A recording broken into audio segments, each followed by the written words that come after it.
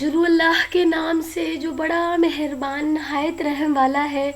अस्सलाम वालेकुम my dear students, I am Rifat Jahan from learning with Rifat Jahan YouTube channel.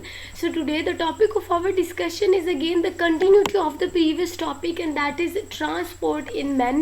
Basically आज वाले टॉपिक से पहले वाले टॉपिक में हमने ब्लड को स्टार्ट किया हुआ था और ब्लड का जो फर्स्ट कंपोनेंट हमने डिस्कस किया था दैट इज़ प्लाज्मा। आज हमने ब्लड का सेकेंड कंपोनेंट डिस्कस करना है that is red blood cell, जिसको हम एरिथ्रोसाइट्स भी बोलते हैं। गला थोड़ा सा मेरा ख़राब है, आई होप आप समझ सकते हैं। मैं कोशिश करूँगी कि मैं ज़रा ऊंची बोल सकूँ और क्लियर बोलने की कोशिश करूँ। कुछ दिनों से मेरी तबीयत थोड़ी सी नासाज है, आई होप आप अंडरस्टैंड करेंगे। चलें जी, मूव ऑन करते हैं फर्दर, वहाँ से आज के टॉपिक रिलेटेड डिटेल डिस्कस करते हैं।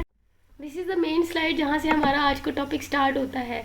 बेसिकली आज हमने रेड ब्लड सेल्स को डिस्कस करना है। रेड ब्लड सेल आपको पता है कि ब्लड का एक बहुत इंपॉर्टेंट कंपोनेंट है जिसको हम एरिथ्रोसाइट्स भी बोलते हैं।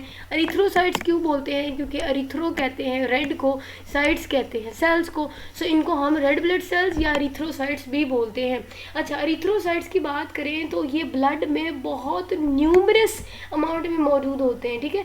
सो कह सकते हैं कि ब्लड में जो सेल्स हैं उनमें से रेड ब्लड सेल की बात करें तो वो मोस्ट न्यूमरस होता है। समझ आ गई? Most numerous of the cells in the blood. क्योंकि जो ब्लड के सेल्स हैं उनमें से रेड ब्लड सेल थोड़ी अमाउंट में ज़्यादा होता है। कितना होता है वो हम डिस्कस कर लेते हैं। कहते हैं कि अगर हम 1 क्यूबिक मिलीमीटर की बात करें तो 1 क्यूबिक मिलीमीटर में अगर हम फीमेल्स का ब्लड लें और मेल्स का ब्लड लें और उनमें 1 क्यूबिक मिलीमीटर में रेड ब्लड सेल की अमाउंट देखें तो मेल में थोड़ी ज़्यादा है। कितनी है? 5 to 5.5 मिलियन होगा 1 क्यूबिक मिलीमीटर में। और अगर हम फीमेल्स की बात करें तो उनमें 4 से लेके 4.5 मिलियन जो है वो 1 क्यूबिक मिलीमीटर में आती है। क्यों? क्योंकि अगर हम मेल्स की बात करें उन्होंने थोड़ी फिजिकल एक्सरसाइज या फिजिकल एक्टिविटीज़ थोड़ी ज़्यादा करनी होती है। उनका जो फिजिकल हार्डवर्क है वो फीमेल्स की निस्बत ज़्यादा होता है। यही वजह है कि इनकी अमाउंट में थोड़ी वेरिएशन है। उसके बाद कहते हैं कि अगर हम रेड ब्लड सेल्स की बात करें तो रेड ब्लड सेल्स में न्यूक्लियस मौजूद होता है, लेकिन ये न्यूक्लियस जो है वो इनिशियल स्टेज में मौजूद होता है, ठीक है। जैसे ही प्रोडक्शन होती है, प्रोडक्शन के टाइम पे रेड ब्लड सेल्स में न्यूक्लियस मौजूद होता है। अब मैंने आपको कहा प्रोडक्शन का जिक्र किया तो प्रोडक्शन में आपको बता दूं कि रेड ब्लड सेल्स की बात करें तो रेड ब्लड सेल जो है वो स्टर्नम, ठीक है, जो कि चेस्ट बोन मानी जाती है, उसके साथ जो रिब्स आ जाती है उसको कह सकते हैं, और जो वर्टिब्री है उनमें मतलब कि छोटी छोटी जो बोन्स हैं उनके बोन मैरो में basically red blood cells produce होते हैं। सो जैसे वो प्रोड्यूस होते हैं उस टाइम तक इनके पास न्यूक्लियस मौजूद होता है, लेकिन जैसे ये ब्लड में एंटर करते हैं बनने के बाद और सर्कुलेटरी फ्लूइड में एंटर करते हैं तब ये जो न्यूक्लियस होता है वो न्यूक्लियस गायब हो जाता है। और ऐसा प्रोसेस जिसमें न्यूक्लियस गायब हो जाता है उसको कहते हैं ई न्यूक्लिएशन, ठीक है। सो ई न्यूक्लिएशन हो जाती है और उसके रिजल्टेंट में इनका जो न्यूक्लियस है वो गायब हो जाता है। अच्छा जी, उसके बाद अगर हम रेड ब्लड सेल्स की कंपोजिशन की बात करें तो रेड ब्लड सेल का लेट सपोज 100% है, अगर उस रेड ब्लड सेल की 100% कंपोजिशन में से जो 95% कंपोजिशन है साइटोप्लाज्म की, उसमें बेसिकली रेड ब्लड सेल का जो एक कंपोनेंट आता है दैट इज रेड पिगमेंट, जिसको हम हीमोग्लोबिन बोलते हैं। सो रेड ब्लड सेल्स में जो पिगमेंट है जिसको रेड पिगमेंट बोलते हैं, जो कि ब्लड को रेड कलर देता है, वो इसलिए देता है क्योंकि ब्लड में हीमोग्लोबिन मौजूद होती है और हीमोग्लोबिन जो है वो रेड ब्लड सेल्स में मौजूद होती है, क्योंकि हीमोग्लोबिन जो है वो रेड ब्लड सेल का एक कंपोनेंट है। इनकी कितनी परसेंटेज है? इनकी परसेंटेज है 95%। गला मेरा बहुत ख़राब है, खैर मैं कोशिश कर रही हूँ चीख के बोलूँ ताकि आप तक आवाज़ आ जाए। खैर उसके बाद इस 95% है, तो फिर जो रेड ब्लड सेल है उसके 100% में से 95% तो हमने कहा हीमोग्लोबिन है, तो बाकी रिमेनिंग जो 5% है उनमें बेटा काफ़ी सारे एंजाइम्स आ जाते हैं, सॉल्ट्स आ जाते हैं, फिर अदर प्रोटीन्स आ जाती हैं, ठीक है। अच्छा जी, अब कहते हैं एक और डिटेल इसकी डिस्कस करते हैं। रेड ब्लड सेल की बात करें, कहते हैं ये जैसे ही मैच्योर हो जाते हैं एक सर्टेन मैच्योरिटी के बाद ये फिर डिवाइड नहीं करते। एक ये डिटेल होगी रेड ब्लड सेल्स की। अब हमने इनकी शेप जो पॉइंट है उसमें हमने इनकी शेप्स की बात करनी है। अगर हम रेड ब्लड सेल की शेप की बात करें तो वो बाइकनकेव होती है। बाइकनकेव का मतलब होता है कि सेंटर से पिचकी हुई है लेकिन जो उसके एंड्स हैं वो मोटे होते हैं, ठीक है। सो इस तरह की रेड ब्लड सेल की शेप होती है। और अगर इसकी नेचर की बात करें तो इनकी जो मेम्ब्रेन होती है वो इलास्टिक इन नेचर होती है, तो इलास्टिक सेल मेम्ब्रेन रखते हैं रेड ब्लड सेल। और इनकी शेप होती है बाइकनकेव, अंदर से पिचकी हुई और बाहर से मोटी, ठीक है। ओरिजिन की बात करें तो ये मैंने आपको भी बता दिया, जो बिल्कुल शॉर्ट बोन्स होती हैं वो उनके अंदर जो बोन मैरो मौजूद होता है वहाँ से इनकी प्रोडक्शन हो रही होती है। मजीद डिटेल डिस्कस कर लेते हैं। रेड ब्लड सेल्स की बात करें तो ये फॉर्म होते हैं red bone marrow of short bones. और शॉर्ट बोन्स कौन कौन सी आ जाती हैं? स्टर्नम जो सामने वाली फ्रंट चेस्ट बोन होती है जिसके साथ इधर उधर रिब्स अटैच होती हैं, उसको हम बेसिकली चेस्ट बोन को स्टर्नम बोलते हैं। स्टर्नम के इर्द गिर्द जो रिब्स होती हैं वो, और पीछे जो हमारी रीढ़ की हड्डी जिसको वर्टिब्री बोलते हैं। तो ये जो शॉर्ट बोन्स हैं इनके बोन मैरो में बेसिकली रेड ब्लड सेल जो है वो प्रोड्यूस होते हैं। समझ आ गई यहाँ तक? अच्छा, ये तो हो गई मेच्योर एक अडल्ट ह्यूमन बीइंग में बात, ठीक है। लेकिन अगर हम एम्ब्रियोनिक लाइफ की बात करें कि वो बेबी जो अभी दुनिया में नहीं आया, वो जस्ट एम्ब्रियो है जो माँ की या गोश में अभी परवान चढ़ रहा है, तो उस लाइफ को हम एम्ब्रियोनिक लाइफ बोलते हैं।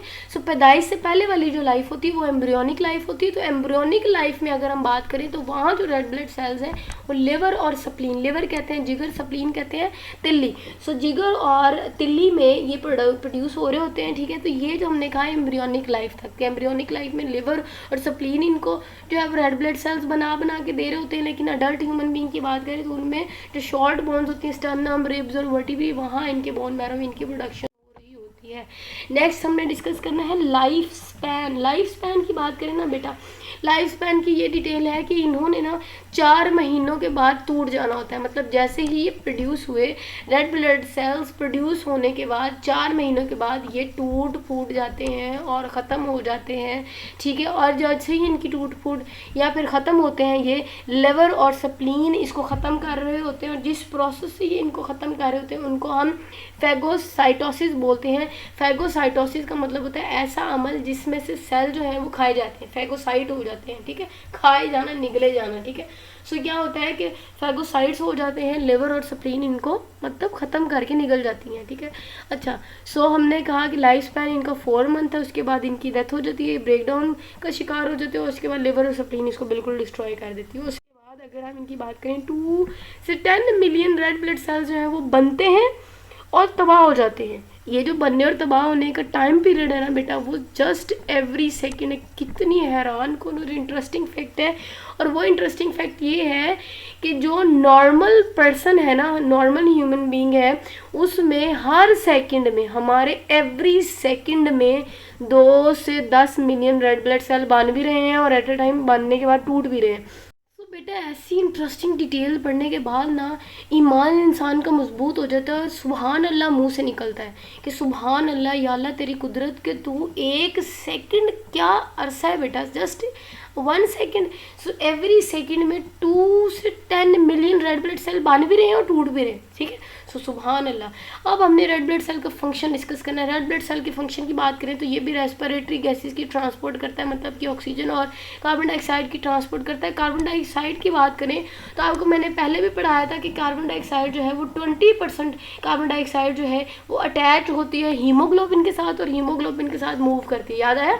सो वो जो 20% कार्बन डाइऑक्साइड हीमोग्लोबिन के साथ अटैच हो रही थी और एक जगह से दूसरी जगह मूव कर रही थी, वो बेसिकली हीमोग्लोबिन तो रेड ब्लड सेल का ही पार्ट है, तो वहाँ से फिर एक जगह से दूसरी जगह रेस्पिरेटरी गैसेस मूव करती हैं। आई होप आपको आज के टॉपिक की समझ आई होगी। छोटा सा टॉपिक था, कोई खास लंबा नहीं था, छोटी छोटी इंटरेस्टिंग से हमने डिटेल डिस्कस की red blood cell related. I hope आपको बहुत अच्छे से समझ आई होगी। ना भी आई आपने कमेंट सेक्शन में मुझसे लाजमी पूछना है, फीडबैक मुझे लाजमी दीजिएगा आपको मेरी आज समझ आई। मैंने बड़ी मेहनत से आज आपको अपने गले को बहुत ज़्यादा टॉर्चर करके आपको मैंने पढ़ाया है। एनीवेज, आपको अगर समझ आई हो तो मुझे फीडबैक से लाजमी कीजिएगा। लास्ट पे यही कहूँगी कि चैनल को सब्सक्राइब करना ना भूलिएगा, इसमें आपका ही भला है।